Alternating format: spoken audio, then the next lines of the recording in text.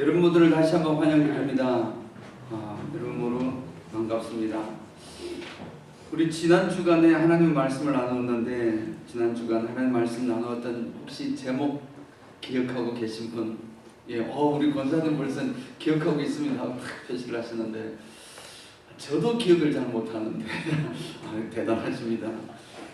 지난주에 제목이 기도만이 살 길이다. 기도만이 살 길입니다. 그런 말씀을 나눴습니다. 정말 이 시대를 바라보면 정말 더욱더 그걸 느낍니다. 정말 기도만이 살 길이구나. 네팔 지진 사건을 통해서 하나님의 살아계심과 또 하나님의 이 섭리가 또 어떤 상황으로 나타날지 우리가 이해하기가 힘든 경우가 많고, 또 우리 가까운 도시 볼티모어에서도 큰 사건으로 인해서 굉장히 또 마음이 힘든 그런 것들을 바라봅니다. 영적으로도 그렇고 모든 수많은 사건들 가운데서 정말 기도만이 살 길이구나 하는 사실을 다시 한번 깨닫게 됩니다. 그래서 수요일 밤에도 열심히 기도하고 금요일 밤에도 열심히 기도하고 있습니다. 새벽에도 기도로 하고 있고, 그래서 우리 많은 분들이 같이 참석을 해서 또 같이 우리 자신들을 위하여, 세상을 위하여, 교회를 위하여, 교회가 또 하나님 앞에 더욱더 영적으로도 부흥되어야 되겠고, 또 이제 수적으로도 부흥되어야 할 줄 믿습니다. 그런 것을 두고 지금 이제 기도를 열심히 시작을 하고 있습니다. 우리 신앙을 위하여, 자신의 신앙을 위하여서도 간절히 바라는 귀한 시간이 됩니다. 많이 동참해 주시기를 바랍니다. 혹시 지난 한 주간 동안 주님, 이 일은 제가 한 일이 아닙니다. 주님께서 하셨습니다. 이런 고백을 해야만 하는 그런 고백들이 여러분 혹시 지난 주간에 있었습니까?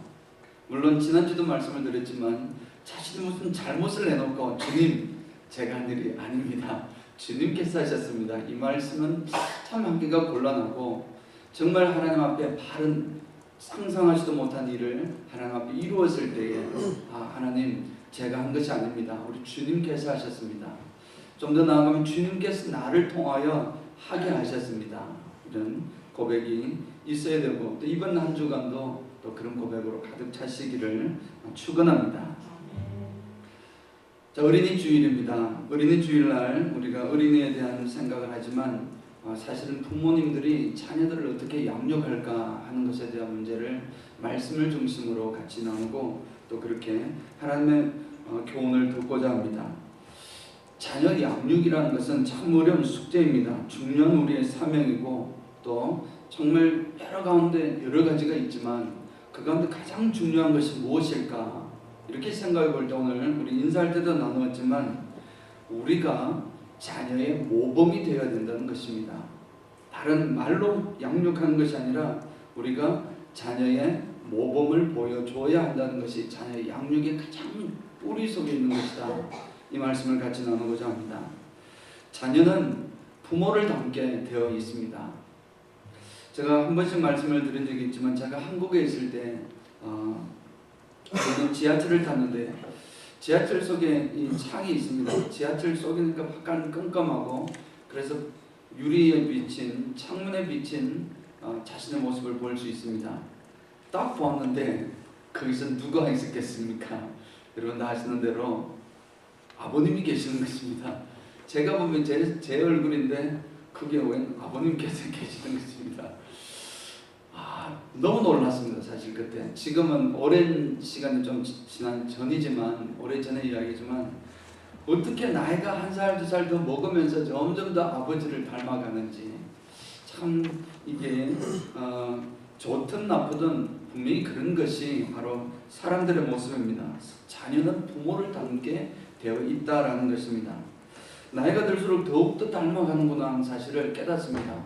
요즘에 아이들을 보면, 그 아이들을 보면서 브랜든 보면은 아버지 얼굴 금방 보입니다.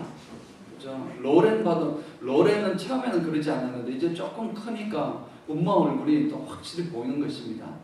이렇게 참 자녀들은 부모를 닮게 되어 있다는 사실을 다시 한번 정말 절실하게 깨닫게 되었습니다. 자녀가 부모를 닮는다는 것이 꼭 외모만 닮을까요? 그 외형만 닮을까요? 그렇지 않다는 것입니다. 외모뿐만 아니라 성품과 성격과 심지어는 기호, 좋아하는 것까지도 점점 이렇게 닮은 경우를 많이 보게 됩니다.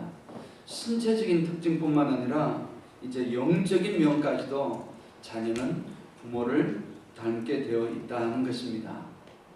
물론 전부의 말은 아니지만 실제로 그렇습니다. 자녀들은 하나님께서 우리에게 주신 최고의 선물이자 축복입니다. 그리고 동시에 우리에게 맡겨진 막중한 사명이고 막중한 소중한 책임인 것입니다. 그래서 우리가 자녀를 양육할 때 항상 염두에 두고 기억해야 할 것은, 그 말씀은 잠언 22장 6절 말씀, 우리 여러분 너무나 잘 아시는 것입니다. 마땅히 행할 길을 아이에게 가르치라. 그래야면 늙어도 그것을 떠나지 아니하리라. 이 말씀을 기억하고 이 말씀을 실천하는 것입니다. 마땅히 행할 바를 아이에게 가르치는 것을 항상 염두를 둬야 하는 것입니다. 자녀 교육에 관한 성경의 말씀은 사실 무궁무진합니다만, 오늘은 사도 바울이 데살로니가 교회에서, 데살로니가 이제 전도를 하면서 빌립보 다음에 데살로니가로 사실 도망을 가셨습니다. 그곳에서 복음을 전가하다가 만나게 된 성도들이 있습니다. 그 성도들, 그 처음 예수님을 전파해서 저들이 이제 하나의 그리스도의 모습으로 형성되는 그 데살로니가 교인들에게, 성도들에게 저들을 양육했던 그 방법과 그 말씀을 지금 데살로니가 전체에서 나누고 있는데, 그 나누는 가운데 이 사도 바울은 어떤 말씀을 하시냐면은, 자기는 이런 말씀을 한 것입니다. 아버지로서 양육을 했고 어머니로서 양육을 했다는 것입니다.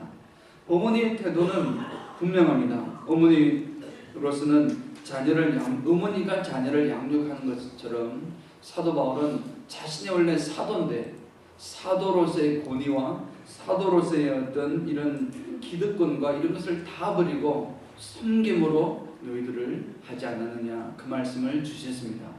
그리고 또 하나는 아버지로서, 아버지가 자녀를 양육하는 것을 훈계하였다, 그 말씀을 오늘 말씀을 통해서 주십니다. 그래서 바울은 때로는 어머니처럼 때로는 아버지처럼 성도들을 양육했다는 것입니다. 여기에서 우리는 부모가 자녀를 어떻게 양육해야 될 것인가 하는 힌트를 얻을 수가 있습니다. 그래서 그 성도들을, 우리 부모가 자녀들을 어떻게 성경적으로 양육할 수 있는가 하는 것들을 보고자 합니다. 오늘 말씀에 이 첫 번째로 볼 수 있는 것은 부모가 자녀를 대하는 태도입니다. 이것은 사도 바울이 데살로니가 성도들을 대하는 태도에서 볼 수가 있습니다. 10절을 잠깐 다시 한번 보면 이렇습니다. 우리가 너희 믿는 자들을 향하여 어떻게 거룩하고 옳고 흠 없이 행하였는지에 대하여 이렇게 말씀을 했습니다. 거룩하고 옳고 그리고 흠 없이 행했다는 것입니다. 근데 거룩하고 옳고 흠 없이 행한 것은, 거룩한 것은, 홀리한 것은 바로 하나님께 대한 것입니다. 내가 하나님께 대하여 어떻게 거룩하게 내가 살으려고 했던지를 아느냐. 그리고 옳고라는 것은 성도들에게, 여러분들에게 내가 얼마나 정직하고 바르게 이렇게 있는 그대로 옳게 행했는가. 그리고 하나님과 사람들 앞에 모두에 대하여 내가 정말 흠없이 순수하게 행했습니다 라는 말씀을 고백하는 것입니다. 바로 이것이 우리가 자녀들을 대할 때의 태도가 되어야 될 줄 믿습니다. 자녀를 우리가 대할 때 깨끗해야 되고 정직해야 되고 순수하게 대해야 합니다. 우리는 자녀를 우리의 부속품이나 또는 우리의 대리인이나 이런 것이 아니라 독립적인 인격체로 대해야 한다. 존중되어야 할, 그리고 하나님을 따르는 동지로서, 하나님을 따르는 무리로서 인정하고 대해야 한다는 것입니다. 물론 좀 더 어린 아이들에게는 더 필요한 다른 전략이 있을 것입니다. 그렇지만 어느 정도 이제 중고등부가 가고 아이들이 이렇게 성장해 가면 그 아이들에 대해서는 이제 완전히 인격적으로 대해야 하는 것입니다. 절대로 자녀에게도 정직해야 된다는 것입니다. 속이려 하지 마시고 나는 이렇게 하지 않는데 너는 그래 하라, 이것이 아니고 정직하게 이렇게 나타내야 하는 것인 줄 믿습니다. 그런데 문제가 하나 있습니다. 정직하고 깨끗하고 순수하게 대하는 것이 결코 쉬운 일이 아니라는 것입니다. 왜 그러냐면 반드시 행함으로 보여야 하기 때문에 그렇습니다. 나는 너희는 깨끗해야 한다, 너희는 정직해야 한다, 그런 자녀에게 말을 해놓고 돌아서서 부부끼리 오늘 어쩌고 저쩌고 할 때 거짓말을 서로 하고 있는 것이라든지 상황을 뻔히 알고 있는데 그 상황을 이야기하고 있다면 그 자녀가 무엇을 배우겠어요? 당연히 배우는 것은 말로 했던 것은 기억이 나지 않습니다. 행함으로 보여주었던 그것이 기억이 날 것입니다. 하나님 앞에 거룩하고 자녀 앞에서는 옳아야 되고 정직해야 되고 모두에 대해서는 흠이 없는 그런 모습으로, 그런 태도로 이렇게 나타나는 것이 말로 표현되기보다는 행함으로 보여야 되는 줄을 믿습니다. 그런 우리가 되기를 원하는 것입니다. 사랑하는 성도 여러분, 우리 자녀들을 양육하는 그런 태도는 성실하고 진지하고 솔직한 모습으로 나아가야 하는 것입니다. 그래서 이렇게 사도 바울은 말로만 했던 것이 아님을 이렇게 말씀을 하고 있습니다. 오늘 우리 10절 우리 읽었던 그 뒷부분을 보면 대하여 너희가 정인이요 하나님도 그러하시도다, 이렇게 말씀을 하시는 것입니다. 사도 바울은 이렇게 자신이 본을 보였고 행하였다는 사실을 이제 누구에게 정의를 찾느냐면은 내가 그러했는 줄 여러분들이 잘 아시지 않습니까? 성도 여러분들이 잘 아시지 않습니까? 제가 정말 거룩하고 하나님에 대해서는 거룩하려고 했고 여러분에 대해서는 옳고 정직하게 하려고 했고 모든 사람들에게 또 하나님과 모든 이에게는 그래도 이제 흠 없이 행하려고 노력을 했는 줄 여러분들이 증인이십니다. 사도 바울이 지금 그렇게 이야기하는 것입니다. 그러니 사랑하는 여러분, 사도 바울의 이 교훈이 가르치는 것이 그냥 말로만 했던 것이 아니구나, 행함으로 보여주었기 때문에 이런 말을 하는 것입니다.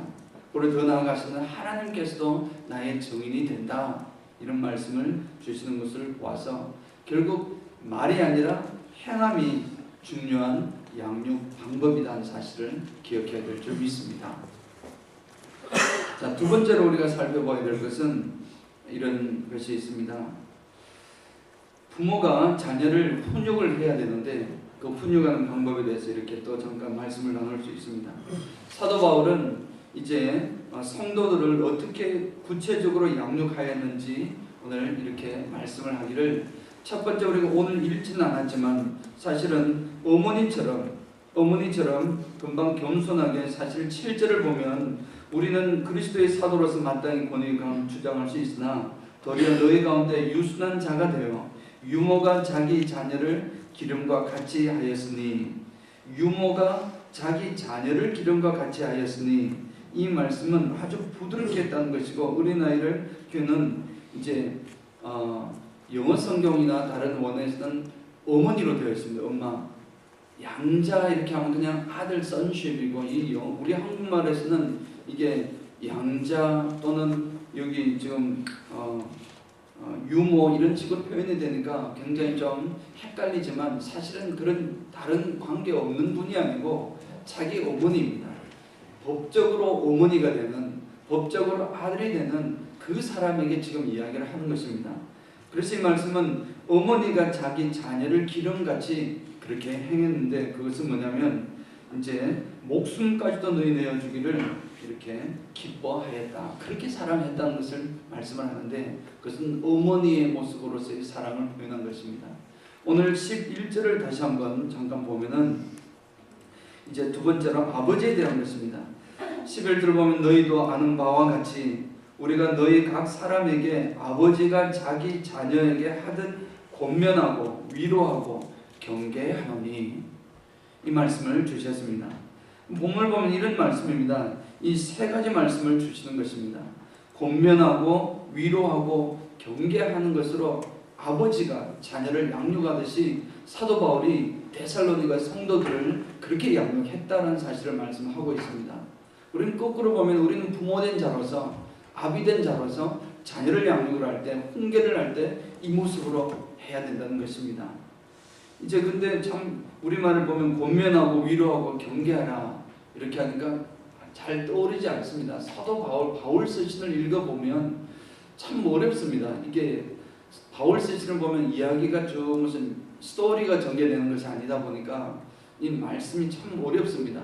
여러 번 읽어야 그 의미를 알 때도 있고 그렇습니다. 상황을 알아야 이해되는 부분도 있고 그런 부분인데 특별히 또 우리말 특징이 또 그런 부분도 있습니다. 권면하고 위로하고 경계하라. 권면하라는 것은 무슨 실제적인 문제가 있을 때 그 문제를 고쳐라고 권면하는 것입니다. 예를 들자면 사람이 누가 우리 김진환 집사님 앞에 계시니까 김진환 집사님 원래 말씀을 들을 때 쫙 어깨를 펴고 딱 이렇게 들어야 되는데 집사님의 특징이 진짜는 아닙니다. 죄송합니다. 진짜는 아니고 만약에 이렇게 가부장하게 계속 됐습니다. 그러면은 그게 아닙니다 하고 이제 고쳐줄 때 행동이 따라야 하는 것입니다. 이것이 아니고 이것입니다. 이야기를 할 때 이렇게 할 수 있도록 직접 행동이 따를 수 있는 것을 권고하는 것이 지금 오늘 권면하고라는 말씀입니다. 너 사랑하는 자녀야 이것이 잘못되었다. 이렇게 하면 안 되고 이렇게 해야 한다 하고 이렇게 가르쳐 주는 것입니다. 구체적으로 가르쳐 주는 것을 권면한다 이렇게 표현을 할 수가 있습니다.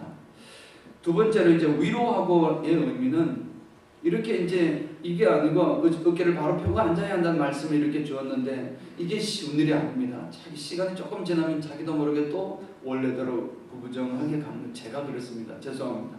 이렇게 구부정하게 가는 것입니다. 그렇게 할 때 이제 아버지는 그것을 보고 책망만 하지 말고 그것에 대해서 너가 또 이렇게 되는구나. 쉽지는 않지만 이렇게 해야 된다고 다시 한번 힘을 주고 용기를 주고 위로하고 격려하고 하는 것이 바로 오늘 두 번째 위로하고의 의미인 것입니다. 어떤 행동의 변화를 요청을 하는 그런 권고의 말을 주었을 때 그것으로 하는 것으로 끝나는 것이 아니고 자리 잡을 수 있도록 도우는 것입니다. 위로하고 힘들지 그렇지만 해야 한단다. 왜냐하면 한 번으로 되는 건 누가 못하겠습니까? 끊임없이 반복을 하는 것입니다. 그리고 마지막으로 경계한다는 것은 영어로 표현하면 가장 charge라는 뜻입니다. charge하는 것은 우리 위임 예배, installation service 할 때 주로 하는 이제 charge to minister 또는 charge to congregation 이 목회자에 대한 권고 또는 이제 성도들에 대한 권고. 여러분 그때 기억나십니까? 그것이 charge라고 그러는데 그 권고가 그냥 권고로 끝나는 것입니까? 해도 되고 안 해도 되는 것이 아닙니다. 대부분 그 권고는 말씀을 중심으로 반드시 해야 될 것을 말씀하고 있습니다. 그래서 여기서 말씀드리는 이 경계하라는 것은 그러한 것입니다. 마땅히 해야 할 일을 권면하는 것을 의미하고 있습니다. 이것은 꼭 해야 하는 것입니다. 그래서 아버지로서 자녀를 양육할 때는 어떤 문제가 있거나 잘못된 것이 있을 때는 반드시 고칠 수 있도록 권면을 해야 되고 권고가 아니라 명령을 하는 거죠. 해야 되고 그리고 그것을 고칠 수 있도록 계속 위로하고 다시 도와주고 해야 되는 것이고 이 모든 것을 통해서 결국은 아버지의 권위를 가지고 결국 행할 수 있도록 명령을 했으라도 그 일을 이룰 수 있도록 해야 되는 것을 의미하고 있는 것입니다. 그래서 아무리 우리 자녀가 사랑스럽다고 해도 또 어머니처럼 봉사하고 헌신으로 양육한다고 해도 부모는 자녀를 양육할 때 이런 양면이 다 필요하다는 사실을 기억해야 될 줄 믿습니다. 어머니로서의 역할이 있습니다. 어머니로서 희생하고 사랑하고 안아주고 품어주고 끝까지 저를 위해서 정말 봉사하는 그 자세가 당연히 부모에게 있어야 되고 또 동시에 그에게 어떤 잘못된 부분이나 어떤 올바른 길을 제시해 줄 때는 분명하게 권고하고 그것을 고칠 수 있도록 끊임없이 하고 결국은 명령을 해서라도 그 일을 반드시 하나님 앞에 이룰 수 있도록 해야 한다는 것입니다. 사도 바울이 그렇게 했던 것입니다. 그렇게 했는데 물론 이 데살로니가 성도들이 또 그렇게 못해가지고 지금 책망을 받는 부분도 있습니다. 그렇게 내가 양육하지 않았느냐. 최종 목적이 무엇일까요? 우리 자녀 양육을 최선을 다해서 다 하고 있습니다. 어떻게 그 목적이 무엇입니까? 우리 아이들을 왜 키우는 것입니까? 이 아이들이 어떤 사람이 되라고 키우는 것입니까? 목적을 이렇게 보면은 오늘 마지막 12절에 이렇게 말씀을 하고 있습니다. 12절을 잠깐 한번 여러분 같이 한번 찾으셔서 22절을 같이 한번 읽어보도록 하겠습니다. 12절입니다. 이는 너희를 부르사 자기 나라와 영광에 이르게 하시는 하나님께 합당히 행하게 하려 함이라. 아멘. 하나님께 합당히 행하게 하려 함이라. 합당히 행하게 하려 함이라. 말이 꼬진 것 같지만 온전하게 이제 서게 함이라 그 목적입니다. 목적이 무엇입니까? 지금 그동안 어머니처럼 또는 아버지처럼 이렇게 양육했던 것의 목적 최종 결과는 이것이라는 것입니다. 하나님께 합당하게 행하게 하려 함인데 그것은 즉 자녀들의 삶이 하나님의 기준에 합당한 삶으로 살아가도록 만드는 것이다. 그 말씀입니다. 하나님의 기준에, 세상의 기준에 합한 사람이 아니라 하나님 보실 때 하나님의 기준에 합당하도록 양육되어야 한다는 사실을 이렇게 말씀하고 계시는 것입니다.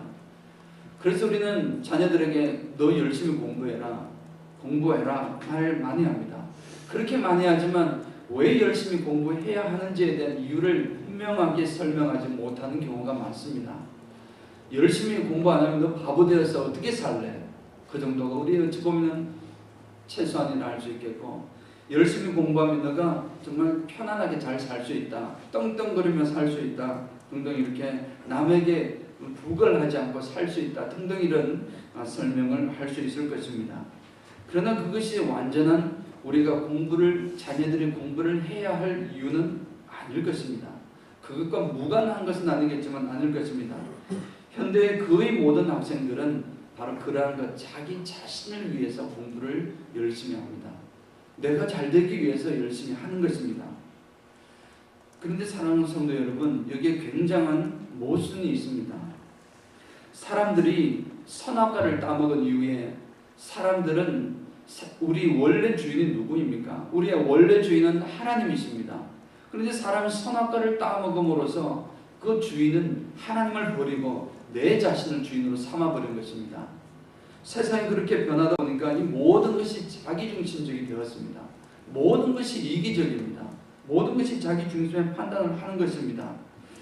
그래서 어떤 설문조사에 보니까 이게 어느 누가 저에게 카톡으로 또 보내주셔가지고 그걸 제가 참조를 하게 되었는데, 한국의 대학생들 경우입니다. 한국의 대학생들의 거의 40%가 아버지에게 최고로 받기 원하는 것이 무엇입니까? 무엇일까요? 돈입니다. 아버지께 최고 받고 싶은 것은 돈이라는 것입니다. 그리고 아버지가 이제 어쨌든 돌아가셔야 되니까, 돌아가시면 아버지가 몇 살 때 연세가 어떻게 되셨을 때 돌아가시는 것이 가장 좋을까요? 질문해서 가장 다수가 몇 세냐면은 63세라고 그럽니다. 참 어처구니 없는데 이게 뭐 그렇게 통계를 해서 설문조사를 했다고 그러니까 서강대학의 모 교수님께서 하셨다고 합니다. 63세 어떤 의미입니까? 아버지가 은퇴를 하고 은퇴금을 퇴직금을 쓰지도 못하고 이제 퇴직금을 가지고 있는 그 상황 속에서 돌아가달라. 참 너무나 부끄러운 이야기지만 이거를 보았습니다. 퇴직금만 남겨두고 사망하시라. 어찌 보면 이것이 현실입니다. 너 자녀 열심히 공부해. 열심히 공부해서 잘 먹고 잘 살아야 돼. 정말 이 지긋지긋한 가난 벗어나야 돼. 그리고 정말 남들에게 허리 굽히지 말고 오히려 허리 펴면서 남에게 명령하는 사람이 되어야 돼. 그런 이야기를 하면서 키워왔더니 지금 많은 사람들이 지금 이런 모습이 나타나고 있는 것입니다. 이게 결코 정말 딴 나라 이야기가 아니라고 저는 믿습니다. 어찌 보면은 현실일 수도 있습니다. 사실 현실이라는 것입니다. 다른 사람들보다도 더 열심히 공부를 해서 다른 사람들보다도 더 우월하다, 내가 당신보다 더 우월하다는 사실을 증명하기 위해서 만약에 여러분들이 공부를 열심히 하신다면, 자녀에게 공부를 열심히 시킨다면 그것은 잘못된 것입니다. 이런 자녀들은 결국 이기적일 것, 선악과를 따먹은 그 존재로서 이기적일 수밖에 없습니다. 이기적이고 자기만 알고 자기보다 못한 사람, 열등한 사람을 무시해버리고 자기보다 좀 더 낫고 자기보다 좀 더 잘난 사람 앞에는 그냥 기가 죽어서 완전히 어떤 좌절해버리고 그런 모습을 가지는 것입니다. 잘못되어도 정말 잘못된 방향입니다. 우리는 자녀 교육에 대해서 다시 한번 생각해야 할 것입니다. 공부는 자신을 위해서 하는 것이 아닙니다. 바로 남을 위해서 하는 것입니다. 내 자신이 살아가지만 옆에 사람을 돌아보며 살아갈 수 있도록, 같이 잘 살 수 있도록 지혜를 구하는 것이 공부의 목적인 줄 믿습니다. 다시 한번 우리는 그 내용을 살펴보면 잠언 22장 말씀드렸던 마땅히 행할 길을 아이에게 가르치라. 그리하면 늙어도 그 길을 떠나지 아니하리라 하셨던 이 말씀을 다시 한번 생각해 보기를 원합니다. 마땅히 어린아이에게, 자녀들에게 가르칠 바를 가르쳐야 하는 것입니다. 무엇이 마땅한 길이겠습니까? 가장 첫 번째로 우리가 해야 될 것은 자녀 교육에서 다른 것 다 포기해도 이것만 포기하지 말아야 될 줄 믿는 것이 바로 너의 주인이 너가 아니라 하나님이라는 사실을 깨우쳐 주는 것입니다. 너의 주인은 너가 아니라 하나님이시다. 하나님이시라는 사실을 인정하도록 가르쳐주고 깨우쳐주도록 해야 하는 것인 줄을 믿습니다. 그렇게 하기 위해서는 우리가 반드시 또 나아가시는 첫 번째는 주일 성수와 11조의 문제입니다. 이 주일 성수와 11조만큼 참 어렵고도 참 정말 특이한 것은 없습니다. 이것은 반드시 어릴 때부터 가르쳐야 될 줄 믿습니다. 신앙생활을 하면서 이 주일 성수와 11조는 때로는 걸림돌이 되기도 하고, 때로는 너무 어려웠기도 하고, 때로는 너무 쉽기도 합니다. 말씀을 이렇게 만나는 것도 이제 새로운 성도들을 이렇게 만나고 하는 과정 속에서 굉장히 어려운 문제가 있습니다. 주일 성수하는 것이 어릴 때부터 한 사람은 죄송하지만 힘이 들지 않습니다. 주일이니까 당연히 모든 것이 자동적으로 내 몸이 움직이는 것입니다. 주일이면 좀 많이 피곤하고 정말 몸져 누워가지고 그렇지 않는 이상, 주일이면 눈이 떠지고, 눈만 떠지면 하나님 앞에 예배해야 된다는 것이 자동적으로 몸이 움직이는 것입니다. 그러나 신앙생활을 새로 시작하시는 분이나 또 오래해서도 그렇게 좀 덜 이 주일 성수에 대한 마음이 확고하지 못한 분들은 힘듭니다. 주일 성수하기가 쉬운 일이 결코 아닙니다. 저는 분명히 알고 있습니다. 주일 성수가 굉장히 힘든 것입니다. 하려면 손님이 오고, 또 오늘은 꼭 가야지, 이번 주는 꼭 가려고 했는데 꼭 또 무슨 일이 생깁니다. 그래서 꼭 거기 가봐야 되는 것입니다. 이런 일들이 생기고, 또 그러한 것들을 넘어서서 행하는 그 마음가짐이 아직까지는 준비되어 있지 않기 때문에 어려운 것입니다. 11조는 더 어렵습니다. 세상에 돈 안 좋아하는 사람이 어디 있습니까? 돈, 여러분, 내 돈 정 1불도 아까운 것입니다. 1불도 아깝고 소중하고 그런 것임에도 불구하고 자신의 수익의 10분의 1을 내어서 하나님께 올려드린다는 것이 쉬운 일이 아닙니다. 결코 쉬운 일이 아닙니다. 그럼에도 불구하고 어릴 때부터 훈련이 되어 있고 어릴 때부터 양육이 되어 있는 사람들은 아무런 문제가 되지 않습니다. 자신의 이 모든 것에서 내가 비록 굶어 죽는다 하더라도, 때로는 정말 가난한 굉장히 어려운 상황이 있다 할지라도 열의 하나는 내 것이 아님을 분명히 알기 때문에 그냥 자연스럽게 할 수 있는 것입니다. 자동적으로 할 수 있는 것입니다. 옛날에 한번 말씀을 드린 것이 있지 않습니까? 사람이 자동적으로 할 때 그것이 참입니다. 내 팔이 안으로 굽는 건 자동적으로 됩니다. 문제가 있을 때 자동적으로 우리가 이 주먹을 쥐는 것처럼 하나님 나라의 일에 대해서 자동적으로 이루어지는 것이 많아질수록 우리는 축복된 자인 줄 믿습니다. 주일 성수와 11조를 어릴 때부터 가르쳐야 될 줄 믿습니다. 신앙생활에서 가장 어렵고도 또 힘든 일이지만 어릴 때부터 잘 양육하고 나아가면 가능한 일입니다. 지금까지 인류 역사가 그랬습니다.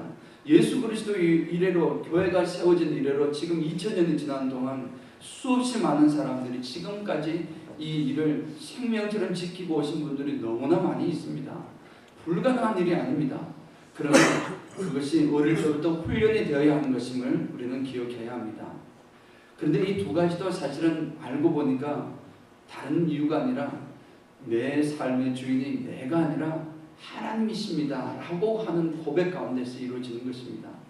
11조를 드리는 것도 내 물질 전부가 하나님의 것인데 그 중에서 열의 하나를 하나님께 올려드림으로 하나님과 나의 물질을 통제하시고 지배하고 계심을 인정하는 것이고, 그리고 이 주일 성수도 마찬가지입니다. 주일도 한 시간이 다 내 것처럼 보이지만 내 것이 아니라 하나님의 것인데 그 중에 하루라도 하나님 앞에 올려드림으로써 상징적으로 올려드림으로써 이제 하나님 중심, 내가 주인이 아니라 하나님이 내 삶의 주인이십니다.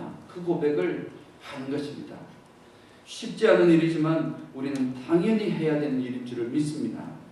마땅히 아이에게 가르칠 바를, 행할 바를 가르쳐야 합니다.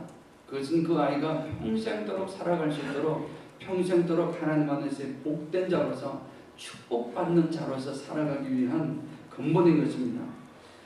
사랑하는 여러분, 하나님을 소중하게 여기는 사람은 절대 사람을 무시하지 않습니다. 하나님을 사랑하는 사람은 반드시 사람도 소중하게 여기는 것입니다.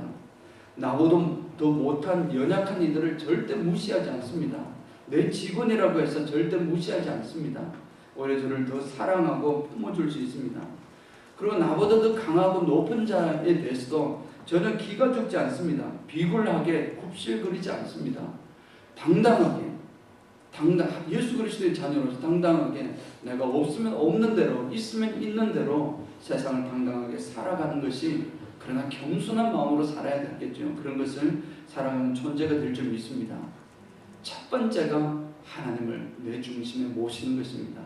하나님 중심주의로 아이에게 가르쳐야 될 줄 믿습니다. 말씀 맺겠습니다. 사랑하는 성도 여러분, 왜 많은 사람들이 이렇게 대답을 합니까? 왜 미국에 오셨습니까? 왜 미국에 이민 오셨습니까? 10중 8구 내 자녀 때문이죠.